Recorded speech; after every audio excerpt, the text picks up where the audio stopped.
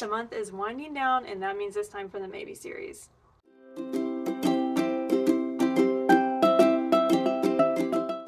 Hi, hello, and welcome back to my channel. My name is Alex, and today is the October Maybe series. This is the first episode of 2024 Spooktober. I'm so excited. When I tell you all, I've been working on this list for weeks.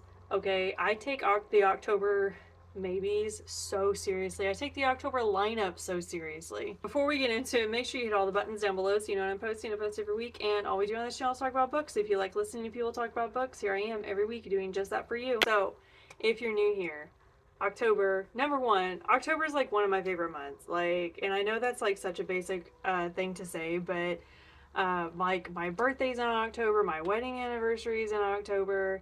I love the weather where I am right now. Like, this is the perfect time.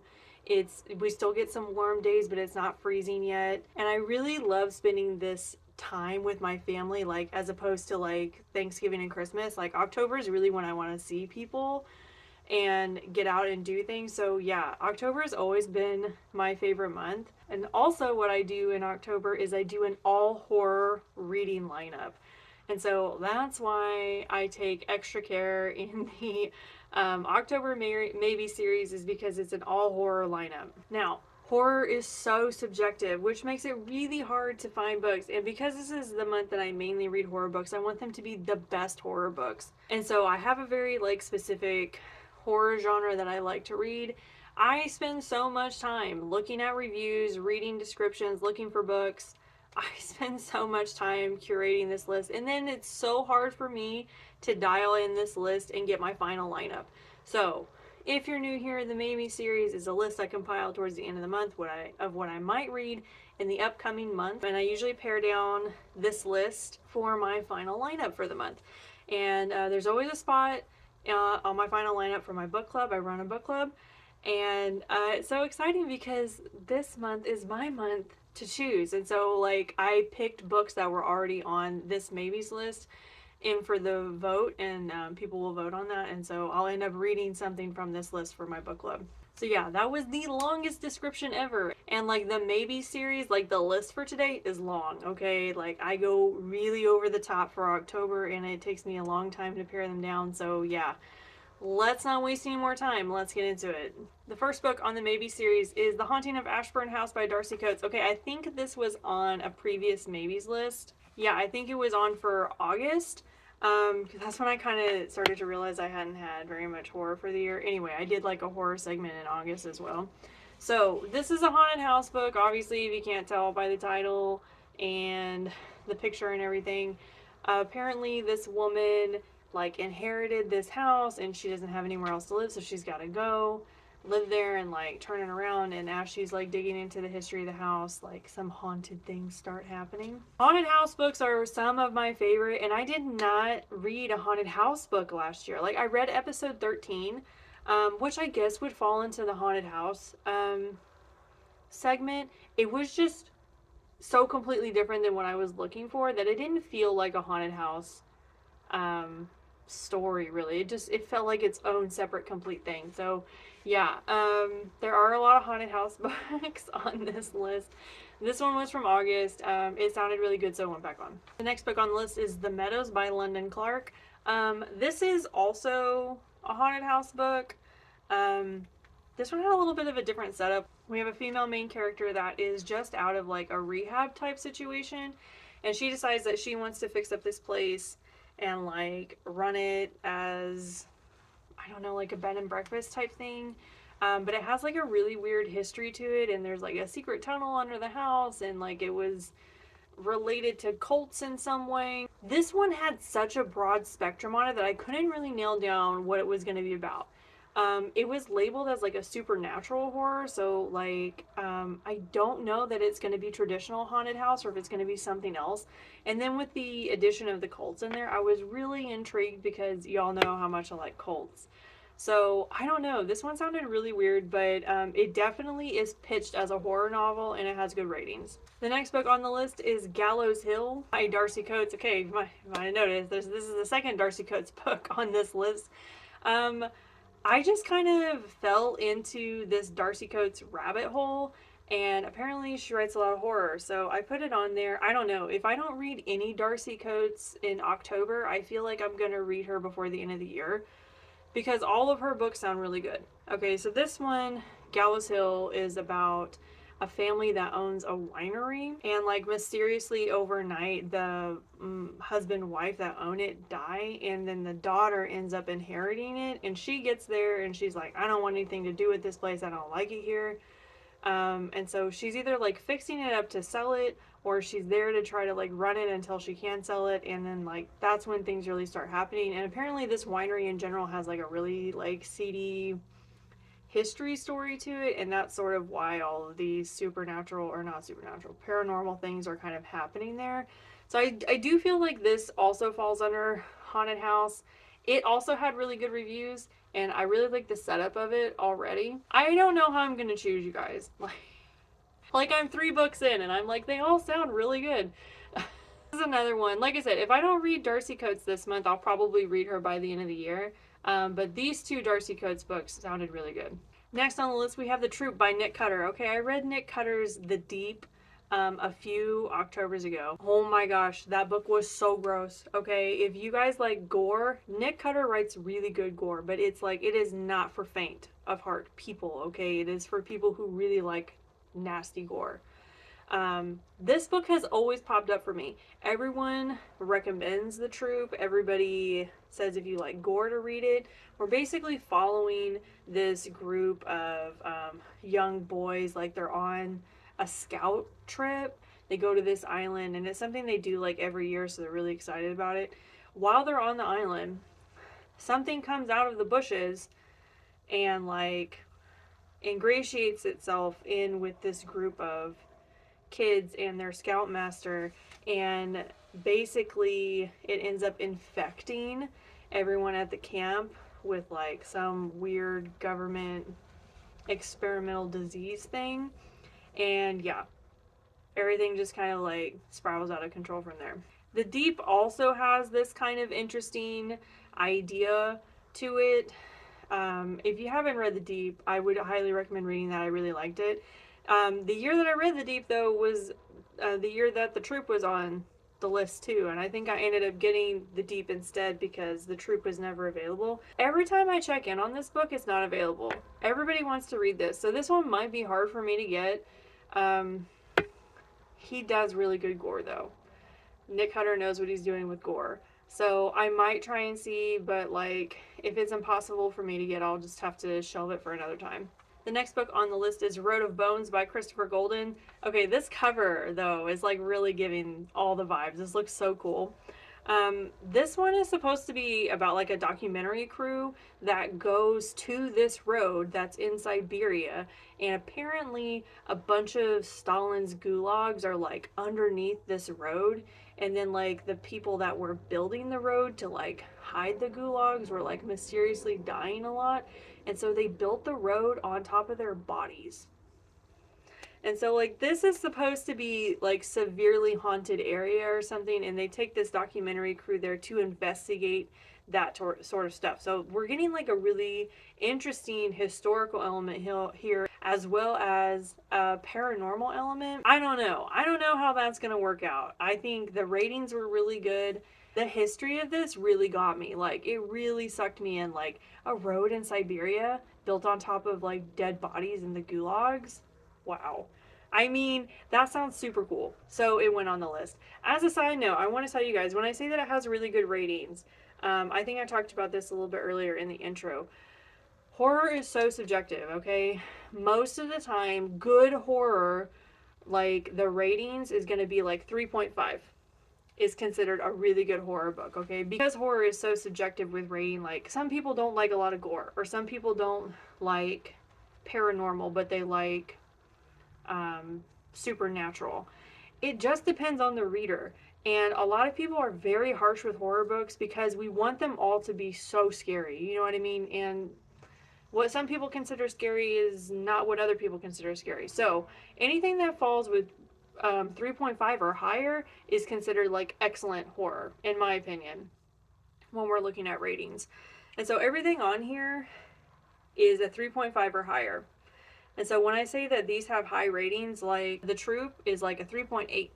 And like the Darcy Coates books are like 3.9. So those are really, really high for horror. Like really good ratings. So yeah, that's just a side note that you didn't ask for, but I gave it to you anyway. The next book on the list is Daphne by Josh Malerman. Okay, so I've read Josh Malerman before. He wrote Bird Box and then the sequel to Bird Box, which was Mallory. Okay, so Bird Box was scary. All right, is very much like a psychological horror, I would definitely say. And then Mallory was kind of an extension of that. It did not tick as many horror boxes for me, but it was still considered horror. So I have read Josh Malerman. I do think he's a good horror writer. This popped up for me, and it's basically about like this teen girl, like she's in her senior year, and they're all sitting around telling ghost stories, and someone tells a ghost story about Daphne, who ends up like dead mysteriously, and they're like, oh, if you think about her, like you'll conjure her, and it's basically like a Bloody Mary type story. Pretty much as soon as after all that happened, like kids start turning up dead, and she starts to think that she conjured this spirit Daphne up, and that's kind of where the story like is taking off. This gave me a lot of vibes. Now I cannot think of the name of the series. It's like 1864 or something like that. I'll put a picture of it here, but it like Netflix did like a little horror miniseries on this, and it's definitely giving me a lot of those vibes for whatever reason. When I was reading the description, if it is like that, I'll probably like it. Like I said earlier, Josh Malerman, like the times that I have read him has been more psychological horror, and this is very much panning into the more paranormal horror. So I've not read anything paranormal from him before, so I don't know what that would be like. It's rated well, 3.5-ish. So, yeah, we'll see. The next book on the list is Nestlings by Nat Cassidy. Okay, I don't really know how to explain this book because the description for it was so incredibly short. But the ratings are really good. So this one is about a husband and wife that have a new baby. The mom, though, the wife, had like an extremely traumatic childbirth, and she's just been having a lot of trouble like mentally recovering from that. And so they decide to take a little vacation, and while they're there, like all these weird needle-like marks start appearing on the baby's body. A lot of people said that this book is a lot like Rosemary's Baby and Salem's Lot, which both really weird and scary in their own way, but like together, I don't know, that sounds pretty wild. Someone else said it was kind of like The Changeling too, which is another really good one. So I don't know, I feel like if I have the time for this, or like if I can get it. It all depends on what I can get, you guys, because I get everything from the library, and like this is also the time of year when everybody wants to read horror, so it's just going to depend on what I can get. The lack of description for me here gives me pause because like I don't really know what the book's going to be about. So we'll see. The next book on the list is The House That Horror Built by Christina Henry. Okay, I just read Christina Henry, and I've read a lot of Christina Henry, and she's never really let me down. Now, does she write very conclusive, closed books that answer all my questions? No, absolutely not. She writes very open-ended books that leave a lot of room for interpretation for the reader. So, I don't know how I feel about reading a book that's like so horror-ish by Christina Henry. Most of the books that I've read are like fantasy line based, or the girl in red was more like science fiction, and then like the one I read a couple months ago, Near the Bone, I don't even really know what you would categorize that as. It is horror, but I maybe like survivalist horror. It could be like supernatural horror. So I don't know how to feel about this book when this sounds like true cut and dry old fashioned horror by Christina Henry. Let's get into the premise for a second. So basically we have a woman that is hired to clean houses, and this house in particular is owned by a person that is very famous in horror films, like producing, directing, that kind of thing. But he's also like a recluse, so he doesn't leave his house. So she's there cleaning his house with all his horror memorabilia and everything, and she finds a door that's locked from the outside, and she swears she can hear someone calling for help on the inside.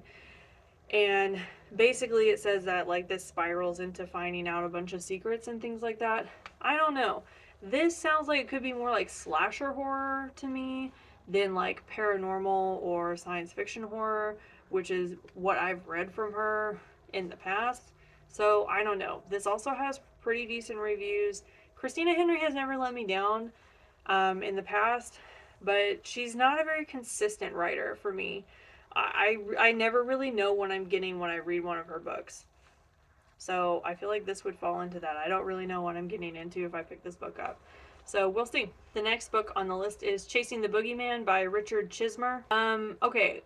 This one is about like a town that is experiencing like a mass serial murderer kind of thing, but like nobody can really pinpoint what this person looks like or if it's a person at all. So this guy moves home like to his hometown where all this stuff is happening, and it basically says like he finds himself in the middle of a horror film but in real life while they're like trying to figure out who this serial killer is.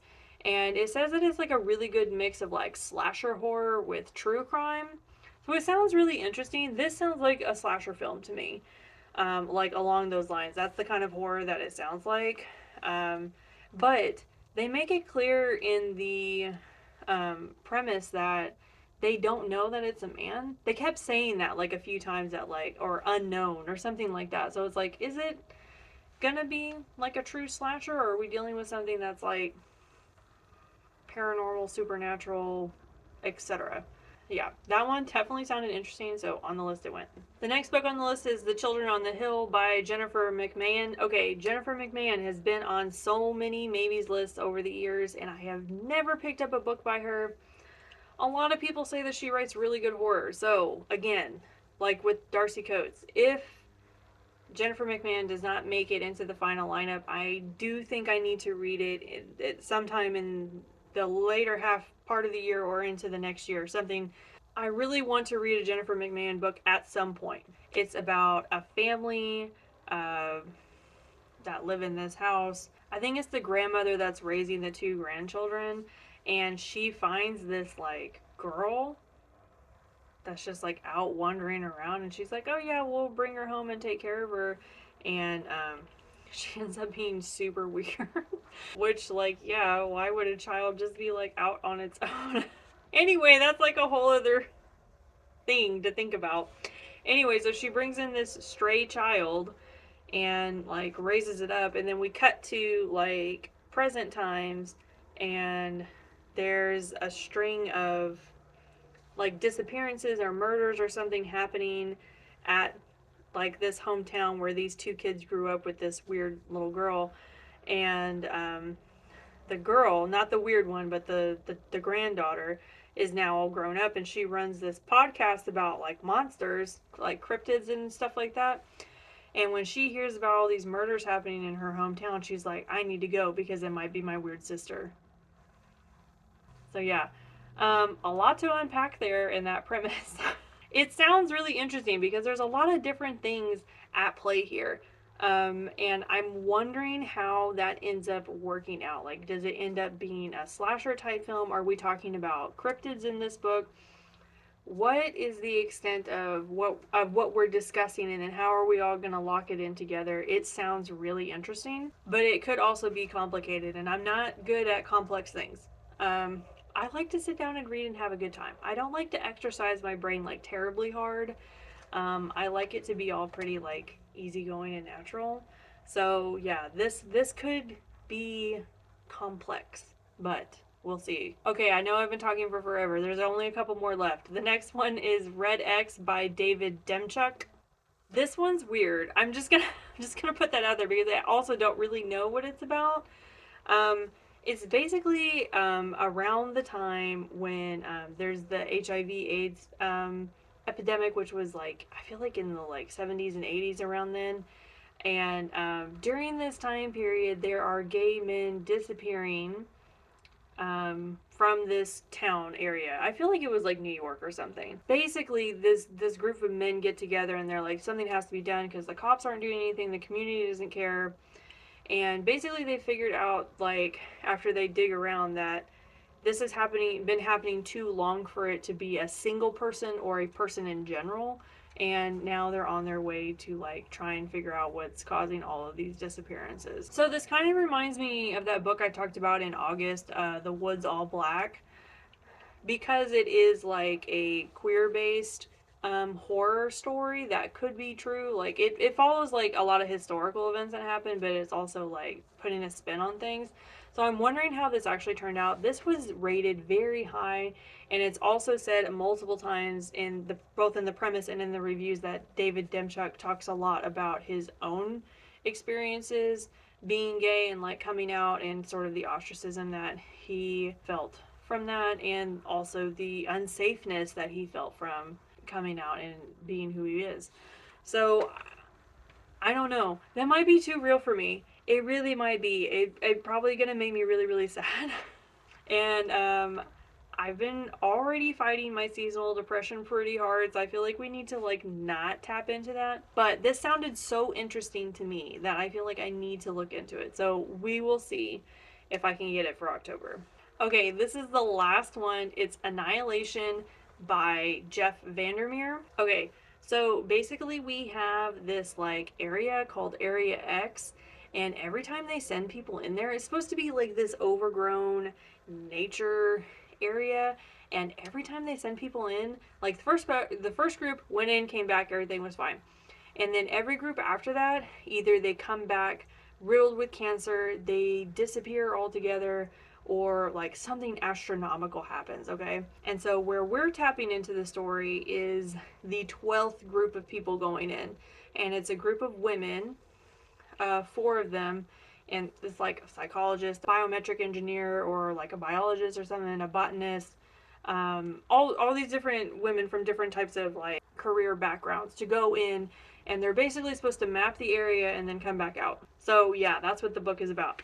While I was reading the premise of this, I'm like, man, you know what? This sounds just like that movie with Natalie Portman in it. It is. This is the movie, and it has the same name. So like, tell me it's not the same story, right?